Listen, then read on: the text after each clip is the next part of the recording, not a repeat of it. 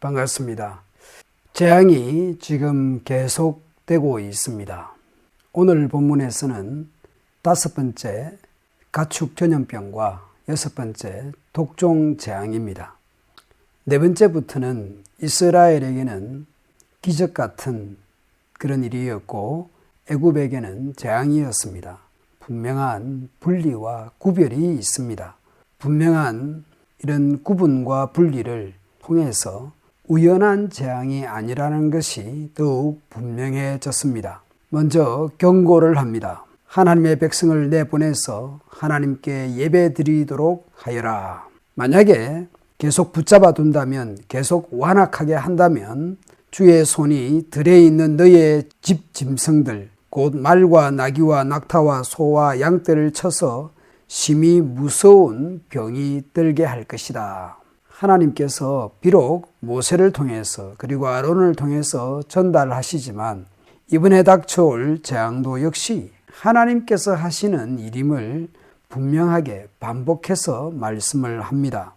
그 가축이겠지만, 그리고 무슨 가축에 무슨 원인이 있거나 한 것은 아닌데, 이스라엘 가축과 애굽 사람들의 가축을 분리해서 구별해서 애굽인의 가축에 심히 무서운 병이 들 것이라고 말씀합니다. 그리고 때를 정하는 것도 하나님이십니다. 언제 이런 일이 일어날지를 지정합니다. 내일입니다. 이것은 모든 것이 우연한 재앙이 아니라는 것이죠.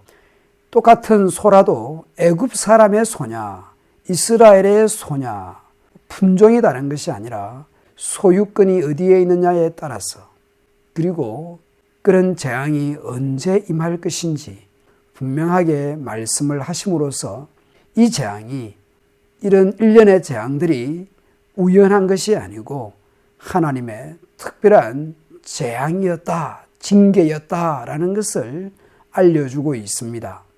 결국 다음날 애굽의 가축들이 죽었습니다. 그러나 이스라엘의 가축은 한 마리도 죽지 않았습니다. 이것은 바로가 하나님의 경고를 무시한 결과입니다. 처음 모세가 바로를 찾아가서 하나님의 백성을 내보내줄 것을 전했을 때에 바로가 보인 반응이 있었죠. 그것을 말씀하는 주가 누구신데 나는 그 주를 알지 못하기 때문에 이스라엘을 내보내지 않겠다라고 했습니다. 그동안 여러 재앙들이 있었는데 그래도 바로는 전혀 바뀌지 않았습니다. 이제 이 정도 되면 알아볼 만한데도 아직 알지 못하는 뜻이 변화가 없습니다. 정말 완악하고 미련합니다. 이제 6번째 재앙이 임합니다. 5번째 재앙의 대상이 가축이었다면 6번째 재앙은 가축과 사람에게 임하게 됩니다. 그리고 이번 재앙은 사전 경고가 없습니다. 가마솥 밑에 있는 기름을 두 손에 가득히 움켜쥐고 그것을 바로 앞에서 공중에 뿌리면 이집트 온 땅 위에서 먼지가 되어 사람과 짐승들에게 악성 종기를 일으킬 것이다. 가마솥에 기름을 모아가지고 가서 바로 앞에 섭니다. 그것을 공중에 뿌리니 악성 종기를 일으켰습니다.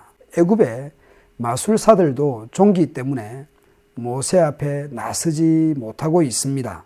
그런데 결과적으로 어떻습니까? 바로가 바뀌고 있습니까? 그러나 주께서 바로가 여전히 고집을 부리게 하셨으므로 주께서 모세에게 말씀하신 대로 바로가 그들의 말을 듣지 않았다. 오늘 묵상 본문에서 반복되는 표현이 있습니다. 9장 2절에 잡아두면, 9장 12절에 완악하게 하셨으므로, 이 계속 이스라엘 백성들을 잡아두는 바로의 마음이나 바로 자신이 가진 완악한 마음이나 잡아둔다, 완악하다라는 단어는 어원상 같은 단어입니다. 이스라엘을 계속 잡아두는 이유는 바로 자신의 완악한 마음을 계속 붙들고 있는 셈입니다. 그 마음이 굳어가지고 그 마음이 이 악할 대로 악했어. 옛날 번역에서는 강팍했어. 이 이스라엘 백성들을 계속 붙들어 놓고 있는 그 완고한 마음이 이스라엘 백성들을 완고하게 붙들고 있는 그런 것으로 드러납니다. 그 사이에 가축이 죽고 농작물이 죽고 그래서 애굽이 죽고 장자나 초태생이 죽고 홍해에서 가장 강력했던 애굽의 군대가 수장될 때까지 끝까지 갑니다. 옳고 바르고 하나님의 뜻에 맞는 것에 목숨을 걸어도 모자랄 판에 왜 그렇게 완고하게 완악하게 그렇게 강팍하게 끝까지 그렇게 할까요? 바로가 어떻게 나올지 하나님께서는 이미 처음부터 아셨습니다. 계속 더 강한 재앙이 임하는데 나중에는 자신의 신하들이 설득까지 하는데 분명 하나님이 내리는 재앙이라는 것이 분명하게 확인되는데도 바로는 물러서지 않습니다. 인간이 가진 죄성이 미련스럽고 고집스럽습니다. 하나님께 항복하고 사는 것이 복이요 구원입니다. 내 뜻대로 되지 않는 것 때문에 너무 가슴을 치지 마십시오. 혹시 내가 하나님과 맞서고 있지 않는지 돌아보십시오. 장자의 죽음까지 홍해까지 왜 달려가시려고 합니까? 지금이라도 항복하면 두 손 들고 항복하면 복이요 구원입니다.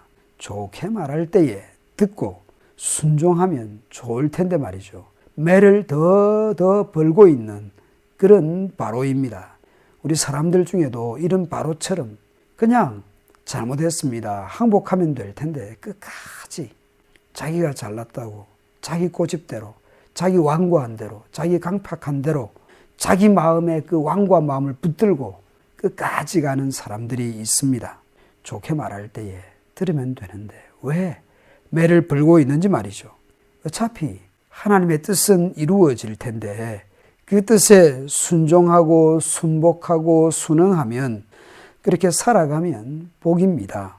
오늘 우리의 삶의 자세와 태도와 마음가짐이 하나님의 뜻에 합당하게 살아가고 있는지를 돌아보게 되는 아침입니다.